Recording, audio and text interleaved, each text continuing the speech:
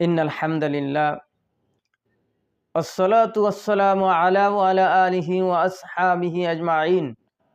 সম্মানিত দর্শক, এই মুহূর্তে যে যেখান থেকে দেখছেন, কাছে এবং দূরে, দেশ এবং দেশের বাহিরে, সবাইকে আমার পক্ষ থেকে হৃদয় রিংনানো সালাম। আসসালামু আলাইকুম ওয়া রাহমাতুল্লাহি ওয়া বারাকাতুহু। সম্মানিত দর্শক, ফেসবুকে সোশ্যাল মিডিয়াতে একটি বিষয় দেখলাম। একটি মরুভূমির প্রান্তে একটি শিশু বাচ্চা নিয়ে তার স্ত্রী, তার ওই যুবক ঘুরতে বের হয়েছে। ঘোরার ক্ষেত্রে স্ত্রী কি কথা বলেছে, রাগের মাথায় স্ত্রীর মাথার উপরে পাথর ছুঁড়ে মেরেছে।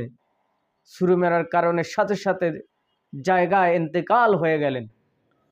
আমরা অনেকেই রাগের মাথায় সন্তানকে অনেক কিছু ছুঁড়ে মারি, আমরা রাগের মাথায় ভাইকে অনেক কিছু ছুঁড়ে মারি, মাকে অনেক কিছু ছুঁড়ে মারি, প্রাণের স্ত্রীকে অনেক কিছু ছুঁড়ে মারি।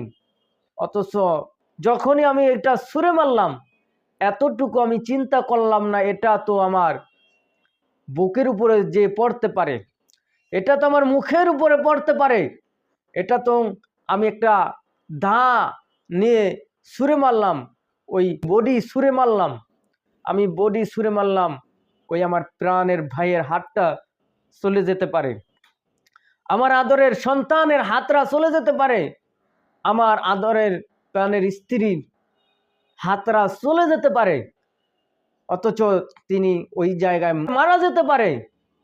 আমরা এই বিষয়টিকে লক্ষ্য করব, এই বিষয়টিকে আমরা লক্ষ্য রাখব।